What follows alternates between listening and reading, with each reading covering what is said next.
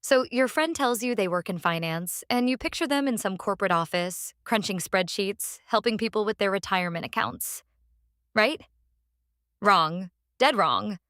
What they actually mean is they're staring at four monitors at 6 a.m., screaming at candle charts, while their entire month's profit evaporates in the time it takes you to order a coffee. And somehow they still think that's a flex. In the next 8 minutes, you're going to see exactly what working in finance actually means, depending on who's saying it. Because the gap between what people think traders do and what they actually do, it's absolutely massive. And honestly, it's kind of hilarious. Let me start with the people who say they work in finance, but they're actually financial advisors or consultants. These are the ones who'll tell you they manage portfolios at dinner parties. What that really means is they're managing your grandma's mutual funds and trying to convince her that bonds are exciting. They've got a nice office, they answer emails, they probably wear business casual. They're making decent money, sure, but they're not pulling all-nighters watching the Fed announcement. They're following a playbook. Buy some index funds, rebalance quarterly, sleep fine at night. The funny part? They'll be at the same dinner party as an actual trader. And when the trader mentions they made 15 grand in 3 minutes, the consultant's gonna get real quiet because their whole week of meetings just got one-upped in a single trading session. Then you've got the people who work in banking, the tellers, the loan officers, the people processing your mortgage application. And some of them will casually drop that they work in finance like they're managing hedge funds. Here's the thing. They technically do work in finance. Congratulations. You also technically work in finance if you balance your own checkbook. But there's a massive difference between processing a loan and actually trading. These folks get a steady paycheck. Benefits, predictable hours. They go home and don't check the market. Meanwhile, the actual traders are watching Asian markets open at midnight because that's where the real movement happens. Now here's where it gets real. The day traders. The people who actually say, I work in finance, and mean it with their entire soul. Because finance isn't their job, it's their entire identity. These people are checking pre-market data before their eyes are even open.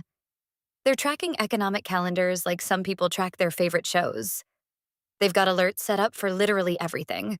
Stock splits, earnings reports, Fed speeches, interest rate decisions. All of it matters. All of it could move the market. And the money?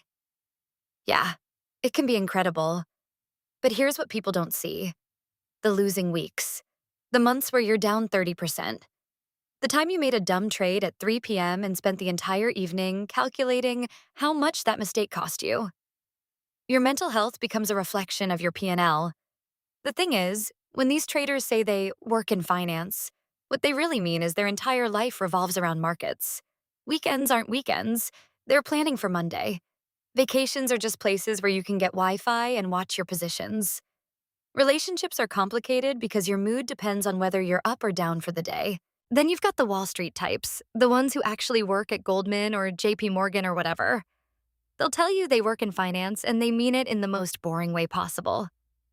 They're not trading their own money. They're executing trades for clients. They're doing risk management. They're in meetings about compliance. They're reading research reports. They make a salary, plus a bonus that's genuinely life-changing if they're good at what they do.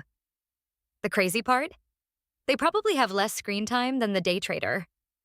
They've got structured hours. Well, kind of. The hours are still brutal, usually 6 a.m. to 8 p.m. minimum. But there's an endpoint. There's a team. There's an office. There's actual job security. When they say they work in finance, they're not flexing in the same way. It's just their job. A very lucrative job, but a job nonetheless. They're not checking their P&L at midnight. Someone else is managing their money. And then, oh man, then you've got the crypto traders. These are the people who definitely work in finance. In their mind. Maybe in reality, they're just watching TikTok videos about altcoins at 2 a.m. while their actual job suffers.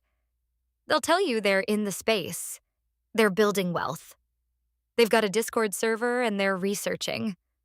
What they mean is they're gambling with leverage on coins that might not exist next year, and they're telling themselves it's financial literacy. Some of them actually do make money. Some of them lose everything. Most of them are somewhere in the middle, slowly leaking capital while convincing themselves they're learning. The difference between the crypto guy and the trader? The trader's got actual risk management. The crypto guy's got hope and a YouTube channel. Here's what's wild though. All these people, from the financial advisor to the day trader to the crypto guy, they all say the same thing. I work in finance. But they're living completely different realities. The consultant's probably sleeping better than all of them. The day trader's probably making more money than most of them. The Wall Street guy's got the prestige. The crypto guy's got hope. But they've all got one thing in common. They're all convinced their way is the right way. The consultant thinks steady growth is smart. The trader thinks they're the only ones who actually understand markets. The Wall Street guy thinks he's got the best of both worlds. The crypto guy thinks everyone else is early. And honestly, the funniest part is when they all meet.